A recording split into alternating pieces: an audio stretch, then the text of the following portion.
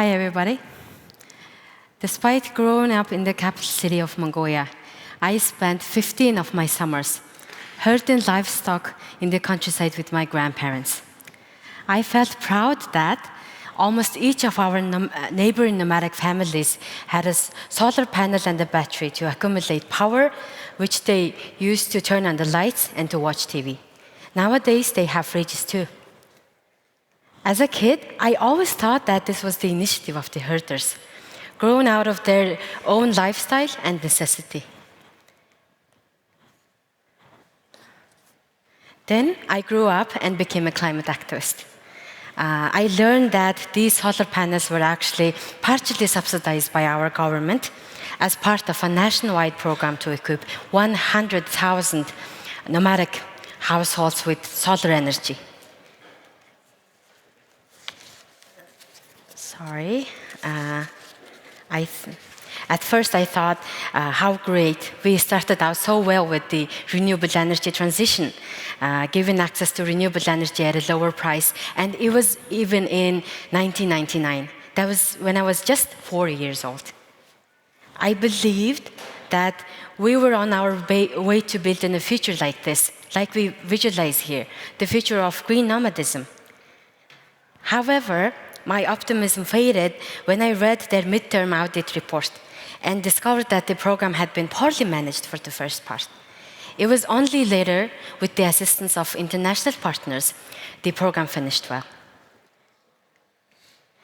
A few years ago, we attempted to map Mongolia's energy system and found that about 200,000 households were unaccounted for in the centralized energy grid calculations.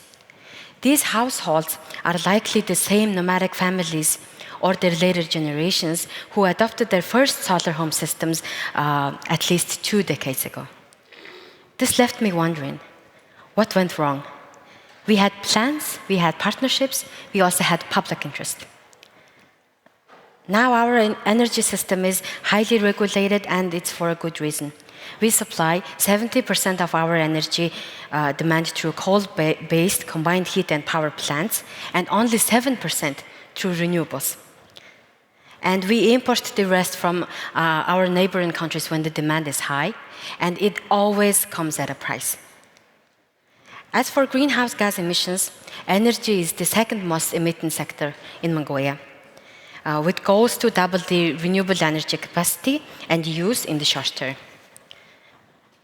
Now on the right, we see a snippet from Mongolia's latest national communication submitted to the UNFCCC, and it states, contrary to many documents cited within the same report, since it's not feasible to decarbonize the two highest emitting sectors, Mongolia is shifting its focus to carbon sink and sequestration approaches instead.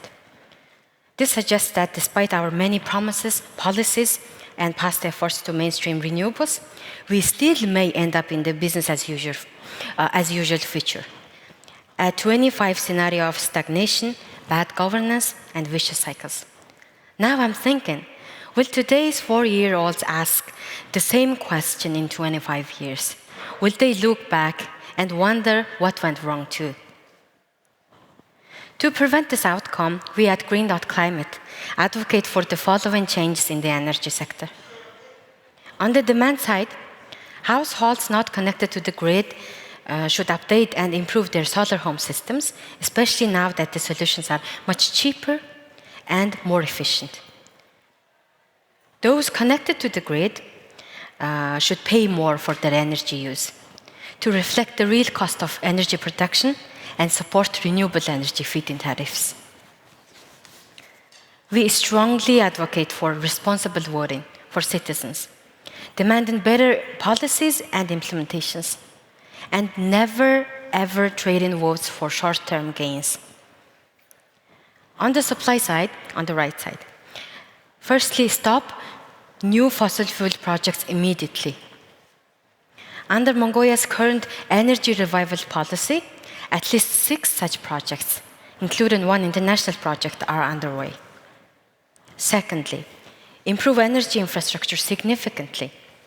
As the UNDP recently highlighted, Mongolia's energy infrastructure is aging, inefficient, and heavily subsidized, with which I fully agree.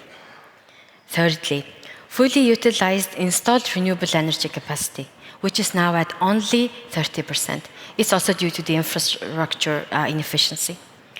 Fourth, then we must increase the overall capacity 5 times from then to meet demand, which means 15 times more renewable energy meeting full demand.